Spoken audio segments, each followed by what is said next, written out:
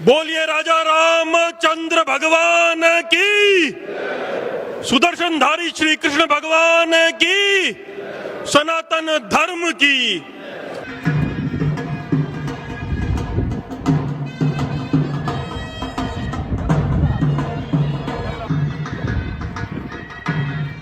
आप सभी की उपस्थिति को वंदन प्रणाम करता हूं मंच को, प्रणाम करता हूं राम राज्य मिशन की इस विचारधारा को और आप सबके सनातन प्रेमियों के हृदय में बसे हुए इस हिंदुत्व की विचारधारा को, जिसे हम आगे बढ़ाना चाहते हैं, जिसे हम जीना चाहते हैं, जिसे हम मानना चाहते हैं। राम राज्य मिशन क्या है, राम राज्य मिशन हमारे विचारों में क्यों आया और आखिर ये क्या माजरा है और हम क्या बदलाव चाहते हैं। बहुत सी चीजें हैं, बहुत से विचार हैं जो पिछले 2 दिनों में 24 घंटे में हमने यहाँ पे आपस में साझा किए हैं। आखिर क्या आवश्यकता है, क्या हमारी सरकार या हमारे जो संविधान से चलने वाली चीजें हैं उसमें हम कहीं कोई पीछे रह गए जो हमें राम राज्य मिशन की आवश्यकता है, क्या आखिर जरूरत है राम राज्य मिशन की, उस पर विचार करते हैं।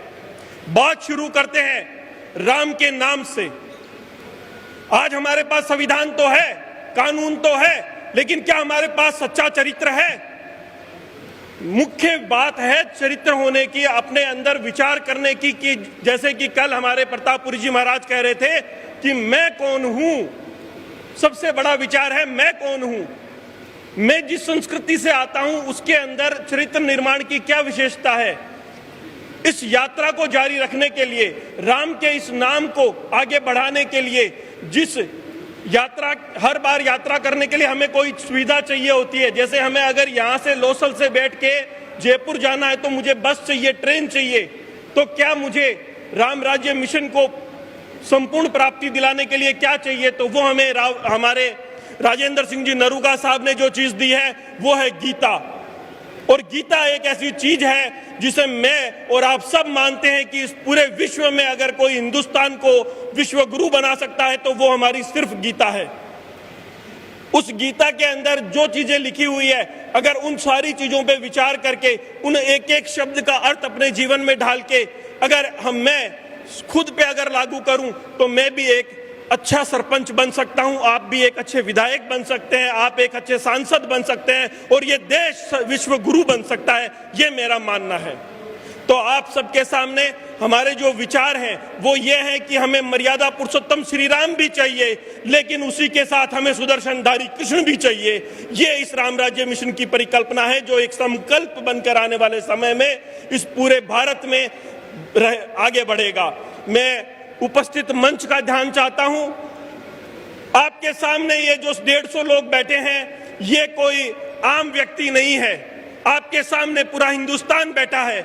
यहाँ पंजाब से लेके हरियाणा, हिमाचल, उड़ीसा, मध्य प्रदेश, बाकी सभी जगहों से आए हुए जो लोग हैं, आप सब हमारी राष्ट्रीय कार्यकारिणी के बड़े सदस्य हैं और इस विचार को जन्म देने वाले लोग हैं जिन्होंने आज इस विचार को यहाँ तक पहुँचाया है।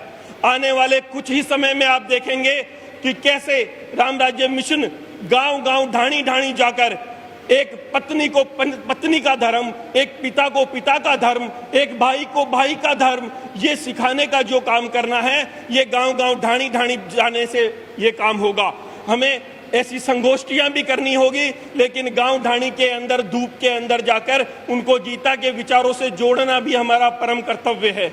तो हम अपने कर्तव्य के साथ में आगे बढ़ेंगे और आने वाले समय में इस राम राज्य मिशन के विचार को हमें गांव-गांव, ढाणी-ढाणी पहुंचाना है। उसके लिए हम संकल्पित होकर आज यहां से राष्ट्रीय कार्यकारिणी की सारी टीम अपने अपने प्रदेशों में जाकर आने वाले समय में जिला स्तर, तहसील स्तर, ढाणी स्तर और एक एक गांव के अंदर इस काम को आगे बढ़ाएंगे।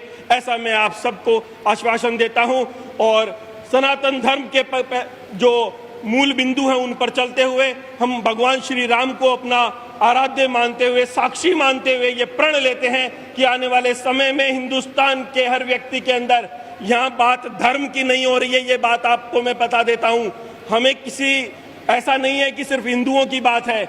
अगर वो ईसाई यहाँ हिंदुस्तान में रहता है, अगर वो यहाँ मुस्लिम हिंदुस्तान में रहता है, अगर एक सिख हिंदुस्तान में रहता है, तो भी वो गीता को पढ़ के अगर ज्ञान लेना चाहे तो उसकी विचारधारा भी बदल जाएगी और वो भी हमारे साथ में आके खड़ा हो जाएगा। वो भी एक सनातनी मुस्लिम होगा, वो भी एक सनातनी सिख होगा, ये मेरा मानना है। इसलिए सबको साथ लेके एक जाजम पे हिंदुस्तान को विश्वगुरु बनाने के लिए हम सब संकल्पित होकर आगे यहां से बढ़ेंगे। बोले भारत माता की।